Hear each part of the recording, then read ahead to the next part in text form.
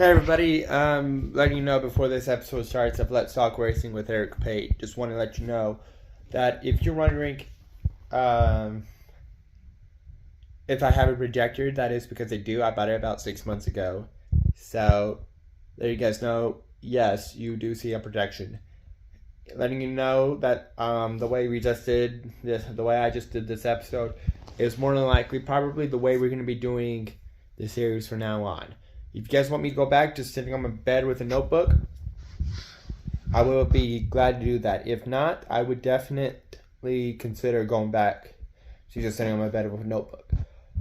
But I just feel like this was a more organized way to get this episode done of Let's Talk Racing with Eric Pate. So anyway, enjoy the video.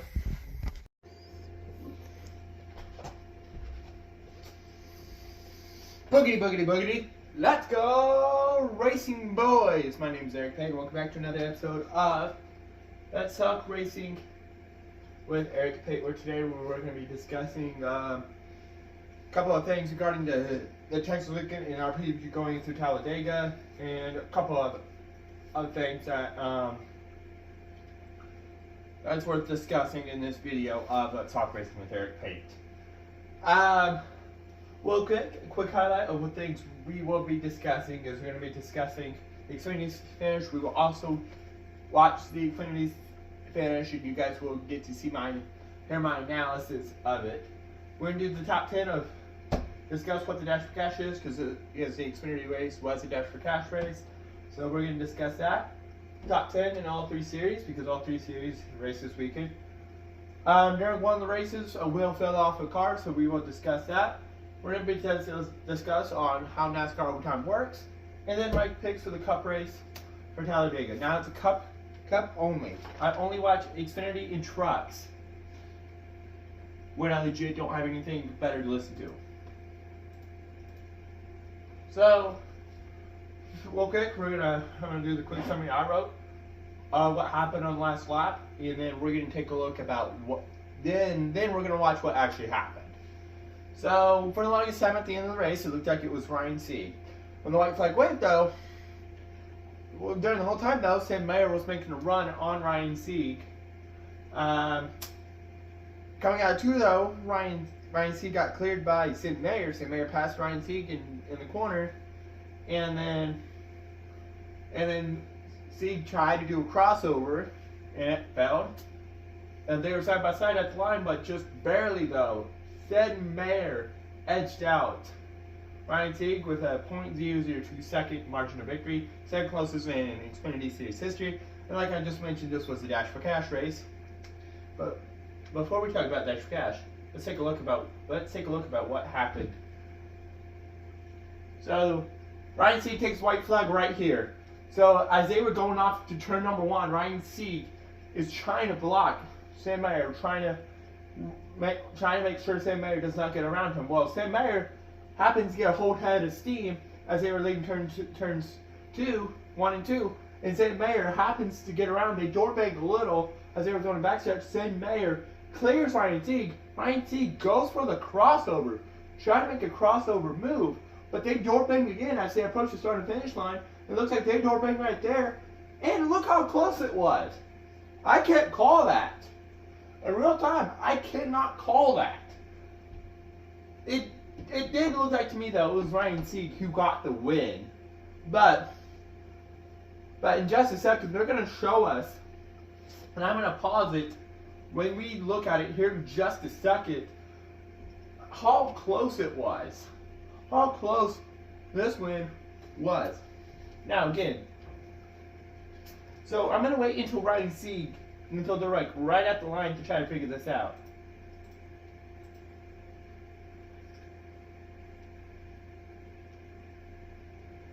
So this is close to the line. Like they're kind of right at the line, I would say. I don't have a laser pointer. If I had a laser pointer, we look at it, I will point to you about roughly where the line is. But as we can see here is where the line is. My hand is roughly where the line is. Okay? Now, when I run my finger down this line, you can see it kind of intercepts with Sam Mayer's front bump right here, which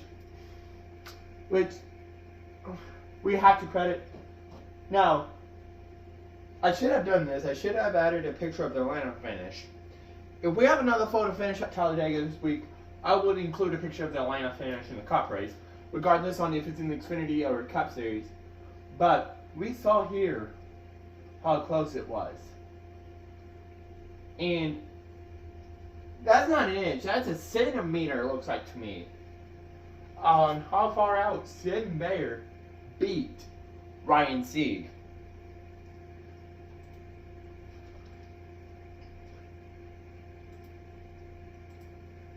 Anyway, again, like I mentioned, this was the Dash for Cash race.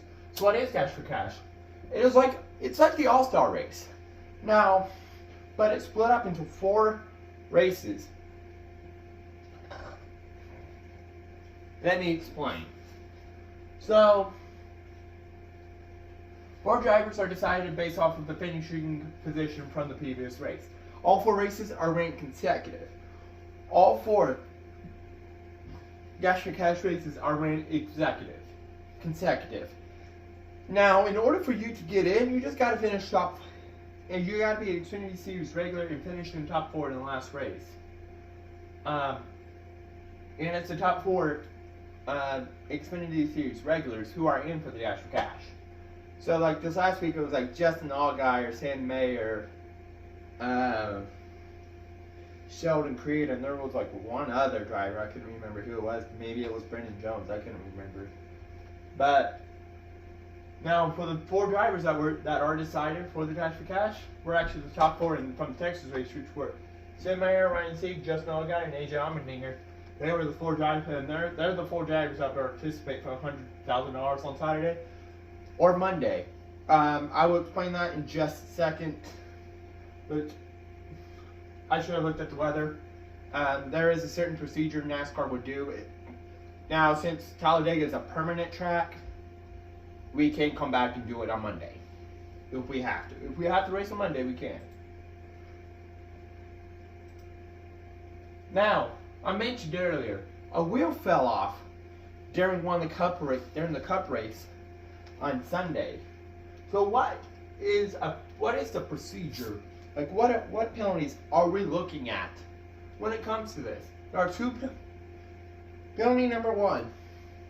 If a tire falls off pit road, the driver needs to do a pass-through penalty if it's on the green. Penalty number 2, if it falls off under yellow, the driver drops to the tail end of the longest line, if it is still on pit road. If it falls off on the racetrack, regardless on if it's yellow or green, the driver needs to stop for 2 laps. The driver will be held in his pit stall for a minimum of 2 laps. Now, let me explain this. So, the pit road is kind of considered the track. But the racing surface, or the racing actually occurs, is what's known as the track. As when they said, like if it falls off on the racetrack, if it falls off on the racing surface, which in this situation, which on Sunday it did, and unfortunately Kyle Larson had to stop for 2 laps. Now, I think it's just for on the track, but I'm pretty sure I read also the other day when I was making this PowerPoint. No matter what, if the tire falls off either on pit road or on the racetrack, tire changer and the jackman gets a 2-week vacation. Now, it was just funny this way I put this. They're actually suspended for 2 weeks. So this week it looks like Brendan Johnson and Calvin Teague, who is the rear tire changer, and the jackman for Kyle Larson, will get the 2-week vacation when Larson lost the wheel. Now, one of the races did finish into overtime. It was the Xfinity race we just watched the end of. It was the Cup race. And I think the truck race, if I remember correctly, did finish in overtime as well. So what happens? So if there's a caution at the end of a race, it is determined we won't go green before the regulation. Now, if regulation's lap 188, for example, caution comes out on lap 187. The white flag was not displayed. So white flag was not displayed, we will go into overtime. And here are the rules for overtime. 2-lap shootout. It is a 2-lap shootout. Leader has to take the white flag. The leader of the race has to take the white flag. The white flag has to be taken by at least one driver. So if you still have 40 drivers on the racetrack, only one of those 40 has to take the white flag. And it's first place guy. Leader takes the white flag, race is over. The next time they're at the start finish line, that's done. We're done. But Eric, what if they didn't take the white flag? Caution comes out before the white flag, we do it again. We go into overtime again if the caution does come out before the white flag. Eric, what happens if the caution comes out before they got the white flag, which happened a couple of times in the cup race? Caution comes out after the white after the white flag. So if the white flag already waves, if I'm the flagman, I just wave the white flag. And a caution comes out after the white flag, which also happened in the cup race. The leader at the time of caution is the winner. Now for overtime, there's one more rule. I'll bring it up in just a second. For overtime,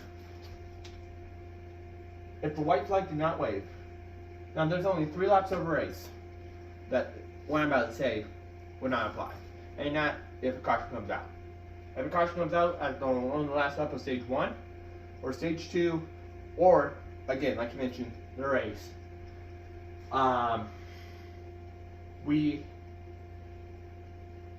it is at the time of caution. Now, next week I'm going to probably include scoring loops, explain what scoring loops are, and we're going to pick on Talladega, or maybe Dover. We're going to actually pick on one of the races we will discuss next week, like the World 400, which is run at Dover, or the Geico 500, which is ran at Talladega Super Speedway, which we will be either running on Sunday or Monday.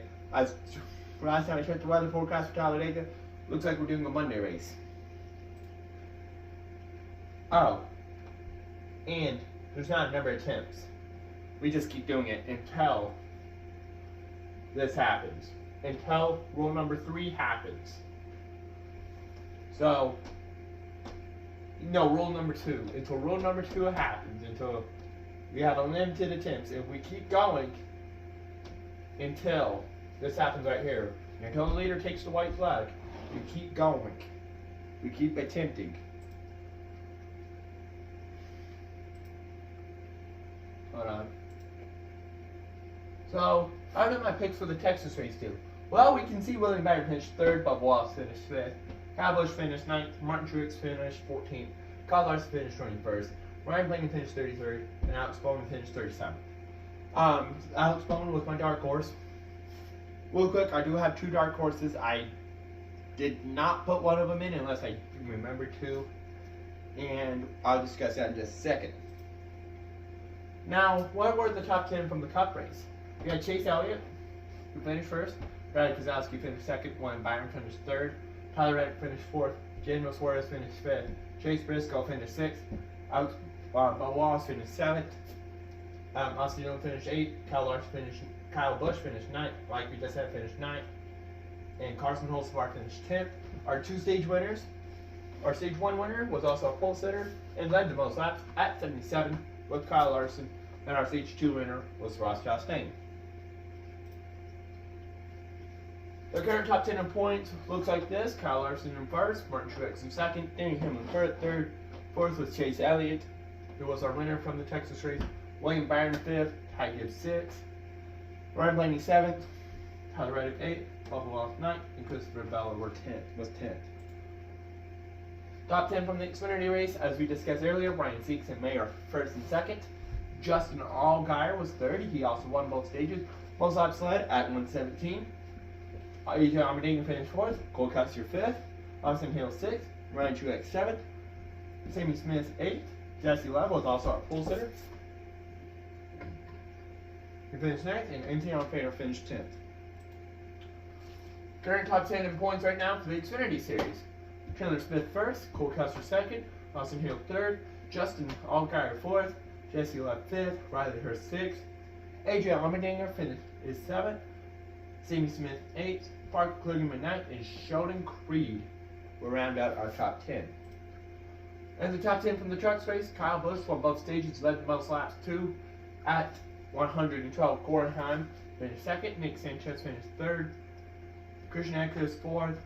Fifth was Zane Smith. Daniel Dye sixth. Tyler Gray seventh. Brother Tanner Gray eighth. Devin Parson ninth. And Ty Majeski 10th. As of now, our current top 10 in the truck series were Christian Eckes first. Corey Heim second. Ty Majeski third. Nick Sanchez fourth. Taylor Gray fifth. Tyler Income sixth. Seventh is Audra Ruth. Matt Crafton eighth. Tanner Gray ninth. And Grant Finger is 10th. Next week, in all 3 series, I'll do a reminding of our winners. So yeah. My picks for Talladega. Pick number 1. I chose Ryan Blaney.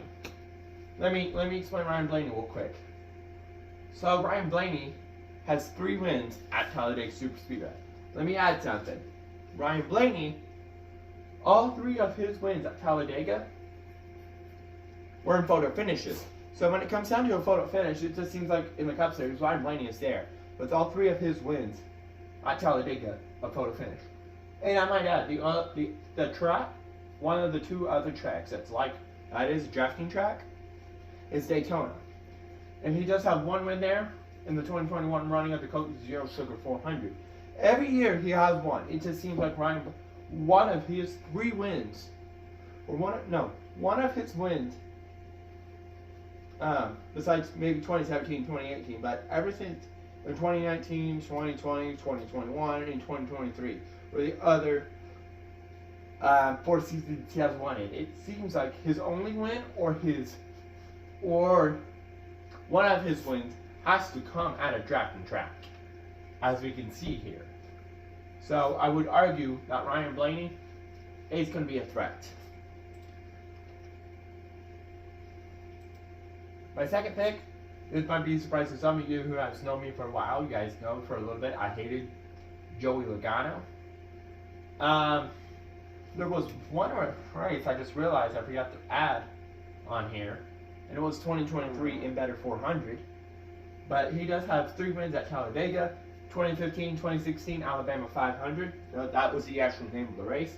2018 Geico 500. 1 Daytona win, which was the 2015 Daytona 500. And then, like I just mentioned, he does have a win at Atlanta with the 2023 running of the Better 400. Now, reason why 2022 on, Atlanta has been considered a drafting track. So that's why we're looking at those. My third pick, I went and picked all 3. I picked all 3 Penske guys, because when we go to Daytona or Talladega, I feel like Penske's the team to look out for. And if you don't have at least one of these 3 drivers in there, you're crazy. For your lineup for this week, you're crazy.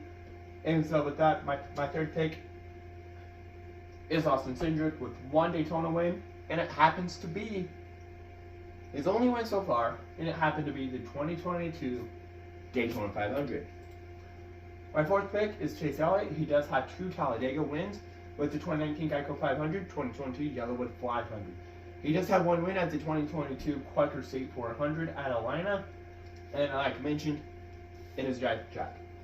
I'll add it here in just a second what I need to say, because my other picks also has wins in the either Clash or the duels, or both. Denny Hamlin, this is a big surprise to you guys. This is a big surprise out here, why I have Denny Hamlin as one of my picks this week. For those of you that don't know, right now, I love Denny Hamlin. But I do have him picked this week because he does have 2 wins at Talladega, 2014 Aaron's 499, and the 2020 Yellowwood 500. He also has 3 Daytona wins, 2016, 2019, and 2020 runnings of the Daytona 500.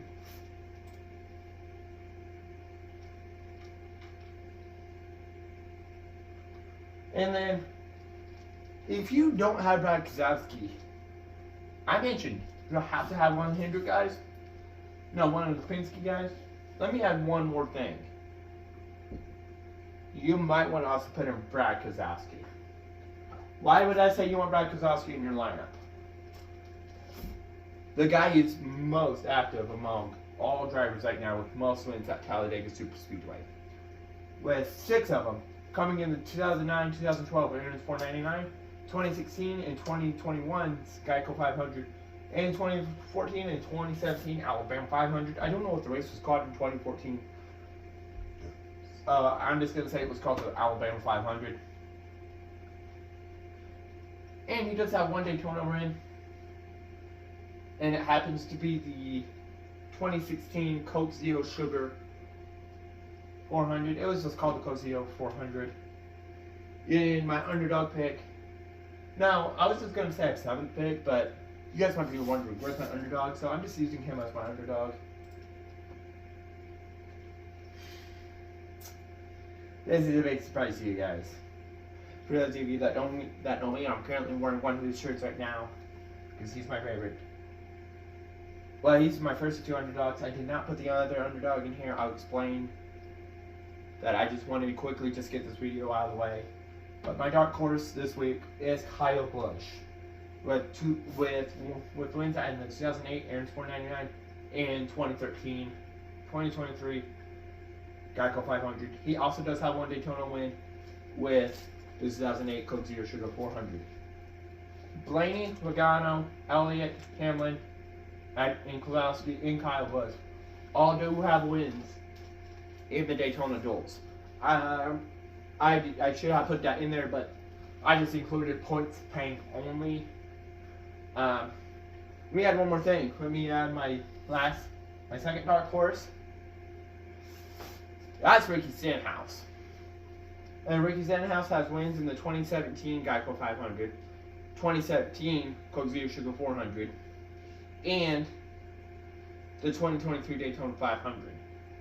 Those are all the wins that Ricky Stenhouse has. You might want to also consider if you don't, let me tell you something right now. If you don't at least include one of the 3 Penske drivers, or at least 2, no, if you don't at least include 2 of the Penske drivers, which is all 3 of these guys right here, Cindric, Logano, and Blaney. If you don't have at least one of these 3 guys and Brad Keselowski in your lineup, I'm going to say you're crazy. Oh, I'll say if you don't have Stenhouse in your lineup, you're crazy as well. I honestly, I should have done Stenhouse over Busch, because Stenhouse is a better Worcester Plate racer. He does have one photo finish, but unfortunately he was edged out by Ryan Blaney. Unless, when they pressed the button, time caution 23 Daytona 500, he was actually right side by side with Joey Logano. And they credited the win though to Stenhouse, because when the button was pushed, Stenhouse was the winner. Alright, so this is what, I think we are done after this. Yes, we are done. So, this is what we're looking like. I will be back next week with Dover. And well, now you guys know this right now. This is how Let's Talk Racing with Eric Pate can go from now on. If you guys like it this way, I'll keep it this way. If you guys like it just me sitting with looking at a notebook, I'll go back that way. But for the time being, this is how Let's Talk Racing with Eric Pate's going to go. I feel like it's more organized being done this way. Next week, I will have a guest on the show. His name is Andrew Graves. I work with him. So, please expect my friend Andrew Graves to be with us next week. Like I said, I'm very nice. Could be awesome. Eric Pate, don't hate. See you later. And checker flags in the air.